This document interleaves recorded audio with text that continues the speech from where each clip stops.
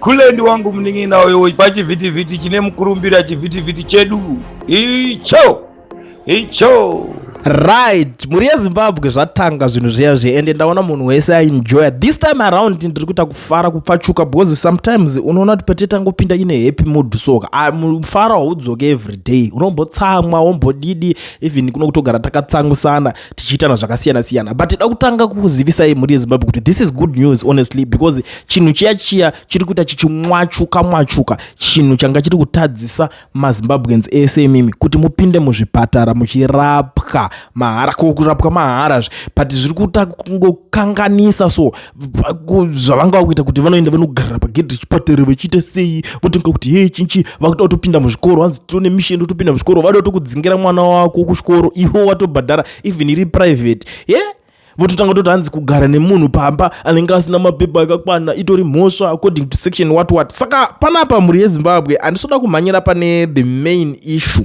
Toda kutanga tambopinda tionesana zvinhu zviripo because vanhu vakuita vachingwara maSouth Africans vakuita vachivhurika kuti mukatidzingire macustomers. Imagine kuti munhu anenge akagadzira zvimastop nonsense zvake, munhu akagadzira mikuku yake yakawanda, munhu akagadzira ane kana amaRDP ake hobo ainawo, munhu ane zvihobho zvimba zvanenge obvonzi macustom acho akudzingwa, anozosara achigara ipapo ndiani? Ndo pane nyaya hombe ende anosara achigara ipapo anonetsa kuti uzoita nungu. Saka ukaona kudzingirwa varungu vanhu vanotanga kujamuka. First thing first, ndiri kunzwa kuti hanzi Somizi, who supports the employment of foreigners, refused to shake hands with anti-foreigner activist Ngizwe Mchunu in a video taken backstage at the Metro FM Awards. Ngizwe approaches Somizi trying to get a handshake, but Somizi refused and instructs the bodyguard not to allow him in a VIP tent. A true statement of Ramba uri kusaidi kwako. Vana Somizi ndo vanoti wekunze wacho ngaashande munhu wese ngaite basa. But now regedzati vatangomhanyira pa breaking news because I don't want to waste much of your time because andidi kuti murambe makangotarisa kuti chii chiri kuitika. News dziri panapa, breaking news: Zandile Dudula moves to resign from Operation Dudula.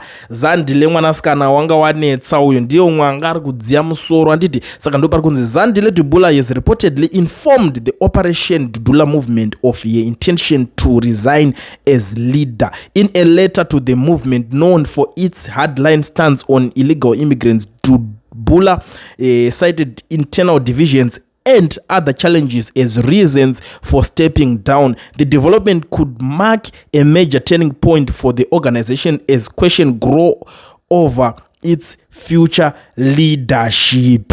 Mwanasikana wafunga kuruwa pasi. Ndakanzwa umwe aitaura. I think that guy is part of that thing, but angasingataure pamene vaitotaura kuma background kuti uya kutotambisa mari zvakunetsa manje because pane pakupisa unenge wakati chakadai hachina basa tokuendesana kukoti naningi obvonzi maisa mutemo mumaoko enyu toda kuti tionesane mimi kuti zvamaita izvi hachisicho chicriminal chacho here tikuti pasi necrime muri kubata nyaya yacho. But handisi ndega ndiri kuona kuti maSouth Africans vazhinji vari kufara, maZimbabweans mamwe akawanda vari kufara. Let's dive into their comment section tinzwa kuti chii chiri kunyatsotaurika nevamwe. Right, she resigned from Dudula but Dudula will still operate successfully with or without her. Mumwe ari kutaura kuti aiwa ticharamba tichimhanya chinhu chedu cheDudula chero mati uyu asiya basa. In short vari kungoedza kuti haana basa mwanasikana, saka kana mchinge mati iye asiya basa ndezve kwake, iye ndiye asiya basa asi basa richaramba richitsva. Ndo mashoko naika ari kutaurwa nemumwe. Right, uyu ari kutaura kuti zvoni she's been brought to resign, anzi akatengwa. Right, pfungwa yekutengwa normally kazhinji kacho ukazotarisa vanhu vanenge vachitaura kuti ningatengwa kuti asiye ipfungwa inonyanyopinzwa nemaZimbabweans. Vanota believe vane that belief kuti munhu akasiya anything or achiita something chaanenge achiita be it political because iyo Dudula yakazochinja vakaita political party. Saka ukanzwawo kunzi ninga akatengwa akaita sei chibvoza kuti papindirwa mazimba ndo vega vanobhiliva kuti munhu akwanise kutora decision yake zviri straight zvisina kuinfluencwa back. Even ukatarisa the government of Zimbabwe chaiyo, vana veZimbabwe pavanotoronga kuti toda kutomboitawo kana demonstration kana chi zvinonzi muri kufurirwa. Maopposition chacho paanouya nemaideas mamwe ari chinja kutanga kunzi muri kufurirwa nemabhunu. saka ukanzwa pakunzi munhu akatengwa normally ndo nyaya yacho inenge ichiitika right. Mwari kudedzera kuti zvoni problem started when you wanted to be a party and contest for elections.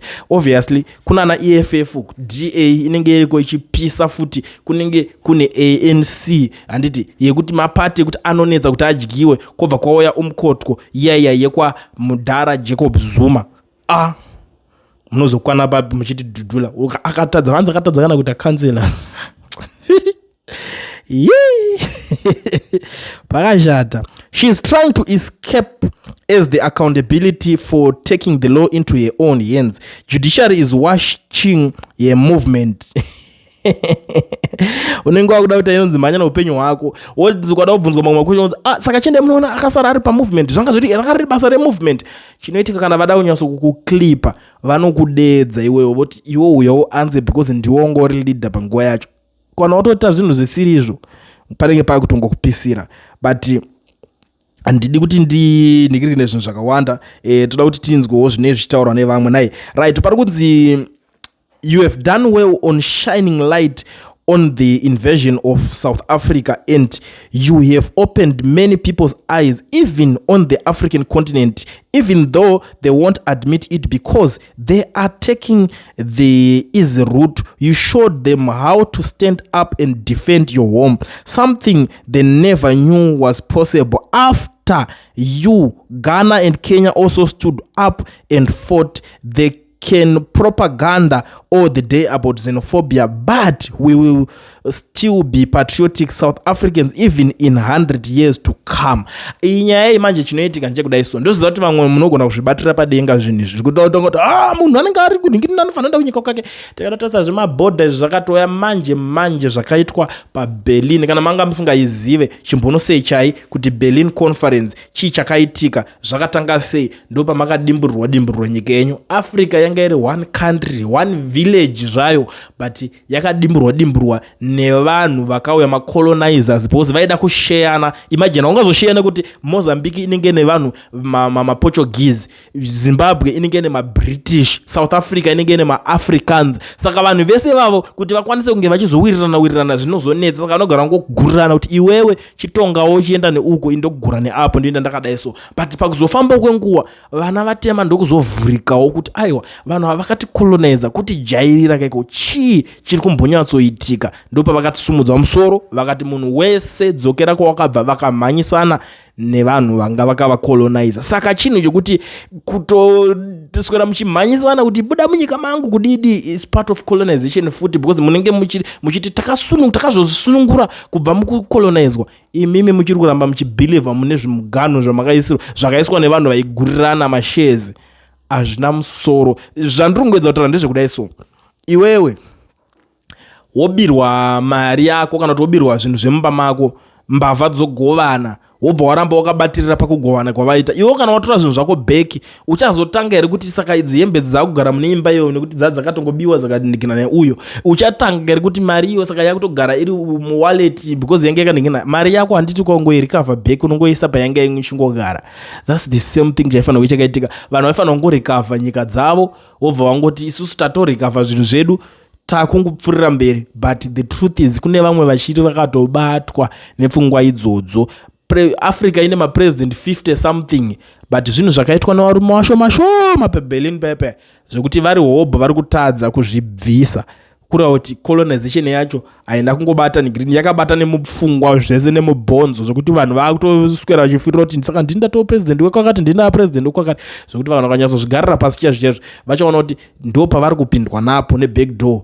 Dzimwe nyika dziri kutoombeserwa nanhasi chinzi takupa sanction wazodai tazokudai so dai ngangori nyika wane chingozvitradera yega kungadai kusina kana maproblems kungadai kusina kana matambudziko ekunzi izve so sezviri kuitika like recently ukatarisa kuZimbabwe vari kunetsekana nemaprices epetrol but dai panga pasina zvese izvozvo ndiani aiswera achinetsekana nepetrol emimi tichitoziva kuti alright. Saka mumwe ngaanobata nekuchiredzi kumanzimbo umwe ngaabuda akadai so Mozambique muchipindawo makadai so vanhu vachisangana ingadai vachingotrada nenyika one ngoti okay taakutrada nenyika one kunzoko tokwanisa kuti tiite business even nyika dzese dzaizorwira kuda kutrada neAfrica because inenge iri strong but because of kupusa kana kuti kungwarisa kwedu kuziva stereki ikoko tichangoramba tichimhanyisana munyika. But anyways, handisida kuramba ndichikanganwa rekedza tione kuti vangani vasara because handisida kuramba ndichienderera hatingaswera panapa. I told you before, if you fight with Zimbabwe, you are playing with crocodile in the river. It's gonna swallow you anytime. Now see, we win here. We are going to win here and sikuziva kuti chicha ari kutaura kuti tamuwina. Maybe handisikuziva pamwe ndiye azoenda nerweseri. Unoziva kuti vanhu vanenge vachiona kuti ibhebhe rakanaka vana vachanozviita vaenda kuti ibhebhe rakanaka. But chimwe chinhu chandakanotisa, maZimbabweans pachavo muJoza ndo vari kutoitirana utsinye muno muJoza pafee chapo chapo utsinye unotoziva kuti uyu mumwe wako uyu, but ndotanga kutoitirana zvekunikina. But I don't think kuti mazimba anika kubatana. Ini ndotozoona vanhu vakawanda uchitotora kana muzimba ndaimbozviita pandaimboshandira umwe murungu. So watotora guys, ndikatora mamwe marudzi azvototi pakutotanga kutozotaka kutotaura mamwe maranguage anotozonzwikwa chinorungu. Mene chitora vekumusha titaure, uchitotora munhu akutanga kutokumerura back kumurungu. Ninganonetsa, ninganonyepa, ninganenge zvakati, ningazodai. So wotona iwe, but ndatokutora ndikupinzawo basa wakuita sei futi. You get the point. Saka zvekuti mazimba kuzobatana, that's why uchiona kuti izvezvi zvinhu zviri kutonetsa kuti panongoda ive vanozomhanyiswa 1-1 because of nyaya yekusabatana iyo. Kuona kuti iwe takasangana musango tase. Look at my Nigerians. Nigeria yakatokura pachayo zvokuti inotodivide nyika ukada kucalculate kuti Zimbabwe inopinda kangani muNigeria, calculate ma square meters mone inopinda meno if not 20 times if I'm not mistaken, ichingogurwa ichipinda imomo. But vanhu veikoko pavanopinda mujoni munomu vanotanga kushanda vakabatana. Vanotoziva kuti uyu ndewekuInego State, uyu ndeweku inonzi chii, umwe anobva nekuAbuja, umwe ndewekuLagos, uyu ndeweku chakadai ameno zvichingoenda zvakadaro. Even kana kunana Kotonu tumanhikiri turi mudhuze imomo vachitozivana vachitoshanda vakadaro.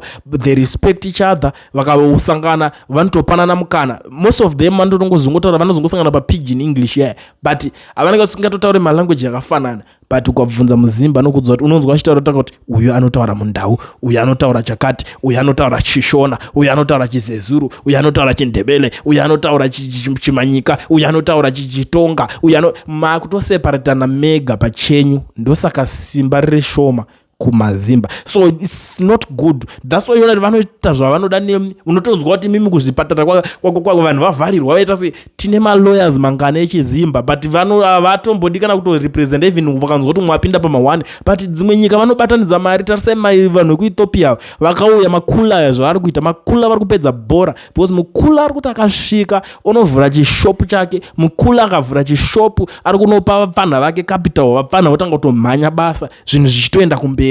Iwewe wakapedzera kupa ani capital ipapo. Mukula akatonzi ashandisa mfana nokuti shanda kana 3 years, panopera 3 years shop yese inenge yako, unenge washandirawo zviripo. Iwo muzimba wakazviitirani? Chero watozviitira futi muzimba wacho futi tongona kuti alright toitena the other way around, waitira umwe muzimba ndo chinenge chitori chinumber 1 ichocho kutokubira futi unoona kutobroka. It's something chekuti chinenge chingoitika. Saka handizivi kuti panogadzirika sei ipapo. Vamwe vakusina zvakati mbirembotira kumabrowser because hatipedze. No wonder she was so quiet. I mean nobody can speak while his or her own mouth is full, but we keep move.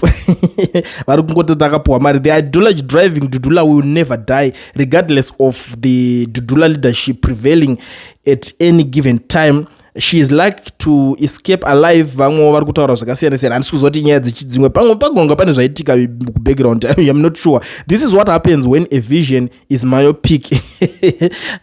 When you think of the benefits you were expecting and no longer the way you thought, zvagara panovhurwa zvise zvima movement izvi panenge pachitoda kutotsvagwa chehuviri. But yo hapeno zvinoshamisa. But the good thing is munhu asiya graft haachadi kushanda navanhu veDudula. Maybe aona kuti chinhu chacho chiri toxic, saka zvinotemesa musoro zvonetsa kuti tizotanga kuziva kuti inyaya dzechii dzaasira. but I will be back tichizoonesana kuti ndeipi inenge ichitambika. For now ndiringoti this is good news, let's celebrate the good news.